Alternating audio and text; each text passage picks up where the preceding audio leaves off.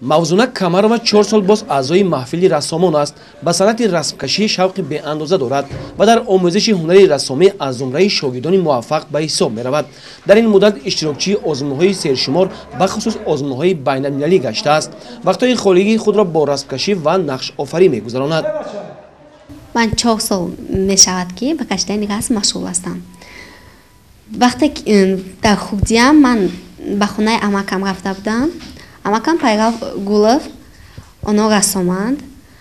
Расмҳои хеле зебо мекашиданд, расмҳои табиат. Ва ман ҳам ин шавқро ба худ пайдо кардам. Мехостам ки мисли онҳо расм кашидам ва дар дигар давлатҳо дар озмунҳо иштирок намуда давлати худамонро номи давлати худамонро ба боло бардорам.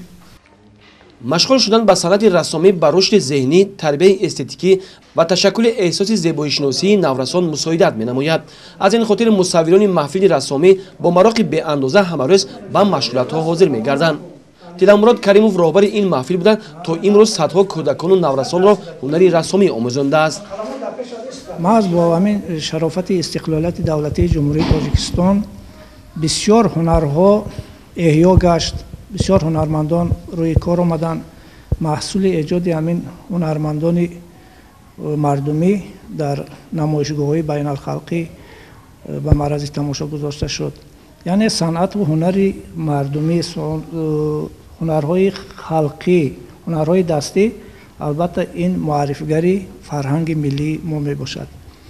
аз ҳамин лиҳоз соли 2018 ҳамчун соли рушди сайёҳӣ ва ҳунарҳои мардумӣ хело ба маврид аст.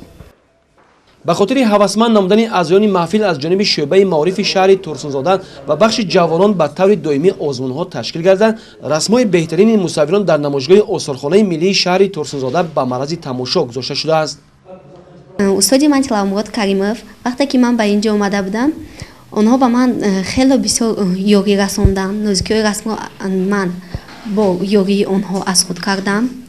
ман аз онҳо миннат дорам ки ба ман ин қадар нозикиҳои расмро ёд доданд.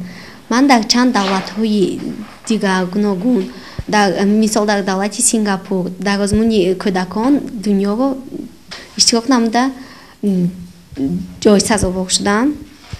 хурсандиовар аст ки ман дар озмунҳои байналхалқӣ хонандагон иштирок мекунанд. ман соли гузашта дар озмуни байналхалқӣ кӯдакон сулҳро мекашанд, 3 нафар ғолиб дониста шуданд. имсол дар озмуни байналхалқӣ кӯдакон сулҳро мекашанд. аз 32 давлати исломӣ 5 нафар шогирдони моҳон Тоҷикистоно муаррифӣ карданд ки корҳои ин бачаҳо дар Қазоқистону Покистону дар Сингапур намоиши корашон ба маърази тамошо гузошта шуд. сертификатҳои ҳамин озмуни байналхалқӣ соҳиб гаштанд. дар замони соҳибистиқлолии кишвар барои боло бурдани шавқи санъати тасвирӣ шурӯъ аз боғчаҳои кӯдакона ва макотиби таҳсилоти миёнаи умумӣ машғулиятҳо ва дарсҳо ба роҳ монда шудааст. маҳфили рассомии муассисаи таҳсилоти иловагии шӯъбаи маорифи шаҳри Турсунзода воситаи хубест барои такмили ҳунару истеъдоди насли наврас дар ҷодаи рассомӣ.